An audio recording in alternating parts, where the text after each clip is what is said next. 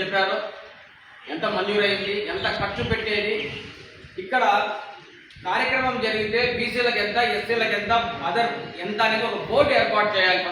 మొట్టమొదటిగా ఇప్పుడున్నటువంటి కమిటీని రద్దు చేసి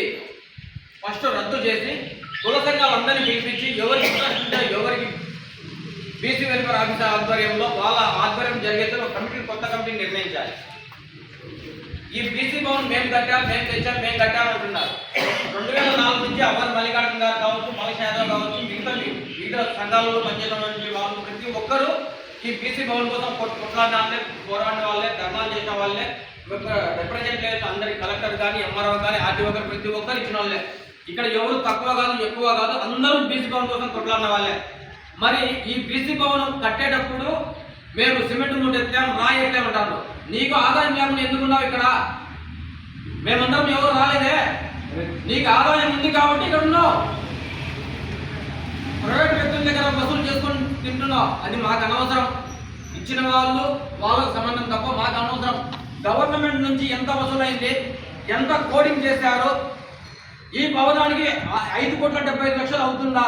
స్థలం ఫ్రీనే కదా, స్థలం ఊరికి వచ్చినదే కదా. కన్స్ట్రక్షన్కి 5,70,00,000 ఖర్చు పెట్టారా? మళ్ళా 5-6 లక్షలు దాదాపు కలెక్టర్ గారు ఖర్చు ఇచ్చాడు. మరి ఇదంతా డబ్బు ఎక్కడ పోయింది? మేము ప్రైవేట్ వ్యక్తుల నుంచి కార్యక్రమానికి ఇంత అని మేము ఏదో బిల్లులు చూపిస్తున్నారు, ఏదో మన ప్రెస్ మీట్ కూడా పెట్టారు. మరి ఖర్చు అనేది పెట్టండి, ఎంత ఖర్చు అయింది, ఎన్ని కడ్డీలు తెచ్చాము, ఎన్ని సిమెంట్ మూటలు తెచ్చాము, ఎంత ఇసుక తెచ్చాము, ఎంత కంకర తెచ్చాము అనేది బయట పెట్టండి. నాకు ఒకతను ఫోన్ చేసి మోహన్ రెడ్డి గారు, అదే కాంట్రాక్టర్ గారు చాలా మంచివారు, ఆయనదేం సంబంధం లేదు, ఆయన చాలా నీతివంతుడు, కరెక్ట్గా కట్టాడని చెప్తున్నారు. అసలు కాంట్రాక్టర్ గురించి ఇప్పుడు ఎవరు మాట్లాడారు?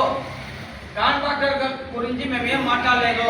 మాకు ఆర్ఎంబీతో సంబంధం, బీసీ వెల్ఫేర్ ఆఫీసర్ సంబంధం, ఈ డబ్బులు ఎవరు రిలీజ్ చేస్తున్నారో వాళ్ళతో సంబంధం తప్ప కాంట్రాక్టర్తో మాకెందుకు? సరే, కాంట్రాక్టర్ మీరే వచ్చారు కాబట్టి అది కూడా బయటకు తీయండి.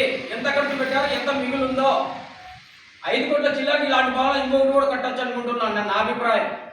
మరి ఇవన్నీ బయటకు తీయకుండా ఇక్కడ హాస్టల్ పిల్లలు తెచ్చి టెంపరీగా పెట్టేందుకు కూడా మీకు ఇష్టం లేకపోతే అసలు మీరు బీసీలేనా? మమ్మల్ని మీరు బీసీ ముసుగులో ఉంటున్నారు అంటున్నారు. ఎవరు తిన్నారు, ఎవరు దూరంగా ఉన్నారు, ఎవరు ఇక్కడే పడి గోతికాల నక్కలాగా ఉన్నారు? ఎవరు? మేమా? ఆ భరత్ రెడ్డిని ఎందుకు తెచ్చిపెట్టారు బీసీ ఆఫీసర్లో? మన బీసీ భవన్లో భరత్ రెడ్డిని బీసీ వెల్ఫేర్ ఆఫీసర్ని ఎందుకు పెట్టారు? నైట్ కూడా ఏం జరుగుతోంది ఇక్కడ? అసాంఘిక కార్యక్రమాలకు మీరు బ్రోకర్ కాదని అడుగుతున్నా, టీలు కాఫీలు మోసింది మీరు కాదని అడుగుతున్నా. అలాగే మీకు ఎంత కమిషన్ ముట్టింది? ఆ కమిషన్ 10% తీసుకున్నారా లేదా? అది మీరు ఒక్కరే తీసుకున్నారా, లేక 3-4 పంచుకున్నారా? దాంతో మీ వాటా ఎంత? అది కూడా బయటికి తెలియజేయాల్సిన అవసరం ఉంది. ఎందుకు తెలియజేయాల్సిన అవసరం ఉందంటే ఇది ప్రభుత్వాన్ని కాదు, బీసీ చాకరీ, బీసీ భవన్. ఈ డబ్బుల కోసం ఎంతో మంది కష్టపడ్డారు, ఎంతో మంది ధర్నాలు చేశారు, నిరాహార దీక్షలు చేశారు. మరి వీళ్ళందరినీ కాదని మీరు గోతిగా నక్క తిన్నా ఉండి మీకు కావాల్సిన కాడికి వసూలు చేసుకొని పర్సంటేజ్లో మీ ఇష్టం వచ్చినట్టు పర్సంటేజ్ తీసుకొని ఎవరి కొద్ది వాళ్ళు వాటాలు పంచుకుంటే బీసీలందరూ ఎట్లా పోవాలి? కనీసం టెంపరీగా ఆడబిడ్డలు చూసి కూడా కనికరం లేదా మీకు అని అడుగుతున్నాం. బీసీ సంఘాలు పెట్టింది ఎందుకు?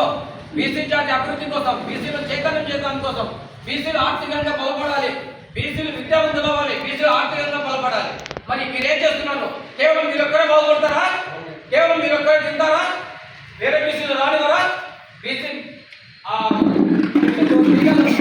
ఎవరు కడతారు? బీసీలు చెట్టు బియ్యాలు ఎవరికి ఫోన్ చేయాలి? అసలు నీ పెత్తనం ఏంటి ఇక్కడ? నీకు సంబంధం ఏంటి? బీసీ వెల్ఫేర్ ఆఫీసర్ ఆధ్వర్యం ఉండాలి, లేదా కలెక్టర్ ఆధ్వర్యంలో ఉండాలి. ప్రైవేట్ వ్యక్తుల ఆధ్వర్యం ఏంటి? అటువంటి మాకు కూడా తలా దిగాలండి, లేదంటే తలా ఒక ఆఫీస్ కట్టున్నాం. అక్కడ ఎన్ని సంఘాలు ఉన్నా అందరూ బయటికి రండి, తలా ఒక ఆఫీస్ కట్టున్నాం. దీనికి కలెక్టర్ గారు నేను ధర్నా చేశాను, మేమందరం ధర్నా చేశాం. ఆ ధర్నాలు కూడా రిప్రజెంటేషన్ ఇచ్చాం. మాకు కూడా ఆఫీస్ కట్టడానికి ఆడ పర్మిషన్ ఇవ్వండి అని. ఒకవేళ మీరు 4-10 రోజులు తెలుసుకోకపోతే ఖచ్చితంగా మేము కూడా ఆఫీస్ కట్టేందుకు సిద్ధంగా ఉన్నామని కూడా కలెక్టర్ గారికి, బీసీ వెల్ఫేర్ కూడా తెలియజేస్తున్నాం. లేదంటే దాన్ని డెమాలిషన్ చేస్తారా, లేదంటే హాస్టల్ పిల్లలకు అక్కడ ఒక భవన్ ఏర్పాటు చేస్తారని కూడా మేము కలెక్టర్ గారిని కోరుతున్నాం. ఆ భవన్ ముందుకు సాగి హాస్టల్ పెట్టండి. ఆ చిన్న భవన్లో 70 మంది ఉన్నారు, ఇక్కడ ఉండలేదు అనుకుంటుంది.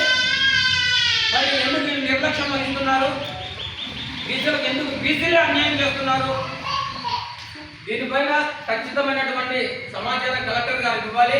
అలాగే మన అందరం ఇక్కడికి వచ్చినటువంటి ప్రతి ఒక్కరికి పేరు పేరున ధన్యవాదాలు తెలియజేస్తున్నాం. ఎందుకంటే బీసీ సమస్య అనేటప్పటికీ ప్రతి ఒక్కరు కదిలి వచ్చారు. ఏమి తెలియకుండా ఒక్క వ్యక్తి ద్వారా ఇంతవరకు ఇంత జరిగింది. అదే అందరూ కమిటీ అన్ని సంఘాల వాళ్ళు ఉంటే ఇలాంటి జరగవు కదా. అలాగే ఇంకొక జిల్లాలో కూడా బీసీ భవన్ను ఇచ్చేందుకు మనకు ప్రభుత్వం ఆలోచిస్తుంది. ఎందుకంటే వాళ్ళకు ఏ ఒక్కటి ఇచ్చినా కూడా ఇలా గొడవ చేసుకొని వాళ్ళు విడిపోతారు. వాళ్ళ ఐక్యత లేదనేది ఆల్రెడీ ఉంది. మనలో చైతన్యం లేదు, మనలో ఐక్యత లేదు. ఎవరు కూడా ఒక్కొక్క సంఘం ఒక్కొక్కరు, ఎవరు కూడా వాళ్ళ ఐక్యత కలిసి రాదు. అది లేకపోవడం వల్ల ఇప్పుడు కాబట్టి ఇప్పుడు ఇక్కడ వచ్చిన వాళ్ళందరూ కూడా ఇప్పుడు అందరం కూడా ఐక్యంగా ఈ సమస్య వచ్చింది కాబట్టి ఐక్యమైన అందరము. కాబట్టి దీనిపైన ప్రతి ఒక్కరు కూడా ఆలోచించాల్సిన అవసరం ఉంది. మన ఇది బీసీ సమాజం ఉంది, ఈ భవనం దీన్ని కాపాడుకోవాల్సిన బాధ్యత ప్రతి ఒక్కరిపైన ఉంది. కాబట్టి మీ అందరూ ఎలా వెళ్తే, ఎలా చేస్తే, ఎలా మంచిది అయితే బీసీలకు ఎలా మంచి జరుగుతుందంటే, అభివృద్ధి జరుగుతుందంటే ఖచ్చితంగా దాంతోపాటు అందరం నడుస్తాం ఐక్యంగా. అలాగే హాస్టల్ పిల్లల వాళ్ళు మాత్రము ఖచ్చితమైన నిర్ణయం తీసుకోవాలి.